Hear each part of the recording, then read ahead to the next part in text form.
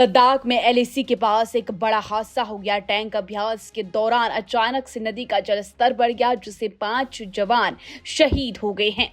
दरअसल आपको बता दें, केंद्र शासित प्रदेश लद्दाख में भारतीय सेना के जवानों के साथ यह हादसा हुआ है। सेना के जवान लद्दाख के दौलत बेग ओल्डी इलाके में नदी पार करने का टैंक अभ्यास कर रहे थे। इस दौरान अचानक से नदी का जलस्तर बढ़ गया, जिसके चलते सेना के 5 जवान नदी में बह गए और उनकी जान चली गई। सभी जवानों के शव बरामद कर लिए गए हैं। भारतीय सेना के जवानों के साथ यह हादसा चीन के साथ लगने वाली सीमा यानी कि वास्तविक नियंत्रण रेखा एलएसी के पास हुआ है। दौलत बेग ओल्डी कारकोरम रेंज में स्थित है, जहां सेना का बेस मौजूद है। अधिकारियों ने बताया कि लद्दाख में एलएसी के पास अचानक से आई बाढ़ में सेना के 5 जवान बह गए।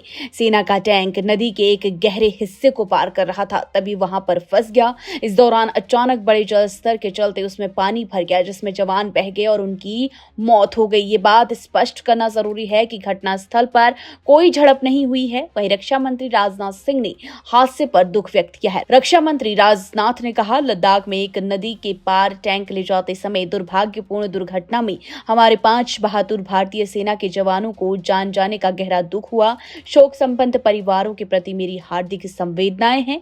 दुख की इस घड़ी में देश उनके साथ मजबूती से खड़ा है। वहीं दूसरी ओर एएनआई से बात करते हुए अधिकारियों का कहना है कि हादसे के समय टैंक में सेना के 5 जवान ही मौजूद थे।